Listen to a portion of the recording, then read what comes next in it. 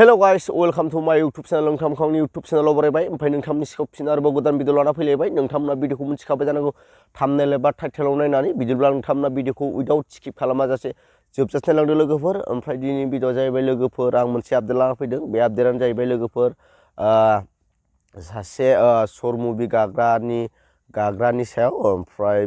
बे short movie गाग्रा सोर होनना बुङोब्ला जों गोबांथार मानसियानो सिनाय जानो हागौ ओमफ्राय गोबांथार मानसिया सिनायाबो जानो हागौ ओमफ्राय बिनि नामा ओरैनो नाम मोजांखौथ' आं मिथिला खिन्थु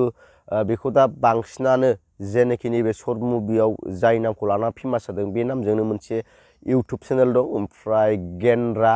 ब्लग होननाय ओमफ्राय बे गेन्द्राखौ नोंथांमोना सोरबा सोरबा सिनायबो जानो हागौ ओमफ्राय सोरबा सोरबा सिनायाबो जानो हागौ दे ओमफ्राय बियो जाहैबाय सासे उन्दै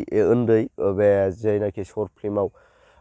कमेडि एबा फारि टाइप जोबोर मोजाङै एक्टिं खालामो बिथाङा ओमफ्राय बिथांनि जाय फेन्स बिथांनि थाखाय आंनि भिडिअखौ लाइक एबा कमेन्ट हरनो हागोन आरोना लोगोफोर ओमफ्राय नोंथांमोना बे गेन्द्रानि इउटुब चेनेलखौ नुवाखैब्ला नोंथांमोना नायनो हागोन आङो गेन्द्रा ब्लग होननानै सार्च खालामना नायनो हागोन ओमफ्राय आङो चेनेलनि नामखौबो माबायाव स्क्रिनाव लिरना होगोन नोंथांमोना बिनि चेनेलाव थांनानै नायबानो जाबाय बिथांखौबो सापर्ट खालामबानो जाबाय बिथाङा दा जाखांफुनाय सासे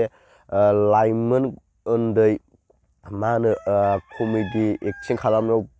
बिराद मोजां बिथांखौबो थांनानै बिथांनि इउटुब चेनेलखौबो सापर्ट हैबानो जाबाय लोगोफोर ओमफ्राय आं बिथांनि भिडिअखौ ससे क्लिप होनानै होगोन नोंथांमोना नायना लानो हागोन आरोना आरो लोगोसे बिथांनोहाय गुगोल एक्सेन्स पिनबो फैबाय होननानै बिथाङा गावनि भिडिअनि गेजेरजों खिन्थाना होदों जिखुनु जाया नोंथांमोना नैबे गेन्द्रा ब्लगनि भिडिअखौ ससे नायदो ओमफ्राय बिनि उनाव नोंथांजों लोगो मोनसिगोन बिदिबा नायना लांदो लोगोफोर खुलुमबाय लोगोफोर आंनि नानिखौ नुबाय आंनि गेन्द्रा ब्लगाव फिन खनसे बयखौबो खुलुमहरनाय थाबावबाय जोङो दिनै हाबा जाहैनो नागिरदों आरो फादगाव मा होनोमोनलाय र' बांला जरा होननायाव लोगोफोर बांला जरा होननायाव आरो आङो नोंसोरनो फंसे बाथ्रा खोन्थानो नागिरदों आंना गुगोल एक्सेन्स सफैबाय आरो लोगोफोर नै बेनो आरो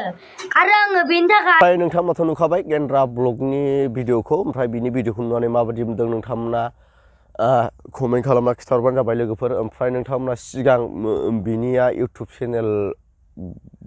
नुयैफ्रा गैयाबो साननो हागौमोन ओमफ्राय दा नोंथांमोना आंनि भिडिअनि गेजेरजों मिथिबाय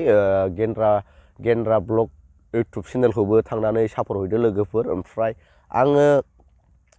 बे थिननायलाय आं बानायाखै लोगोफोर आङो आंनि गोसो जानानै आंसो बानायदों बेनि चेनेलखौ प्रमट खालामदों होनजायो आं नोंथांमोननो बे उन्दैनि चेनेलखौ आं हारसिङैनि जि गोसो जानानैसो आं नोंथांमोननो नैबे भिडिअखौ खालामनानै नोंथांमोनजों शेयार खालामदों दे लोगोफोर नोंथांमोना जाय गेन्द्रानि फेन्स नोंथांमोना जाय गेन्द्राखौ मोजां मोनो गेन्द्राखौ सापर्ट खालामहैबानो जाबाय लोगोफोर ओमफ्राय आं भिडिअखौ बारा गोलाव बानायला भिडिअखौ मोजां मोनोबा लाइक शेयार साबस्क्राइब खालाम थाबै लोगो मोनसिगोन नेक्स्ट भिडिअआव बाय बाय।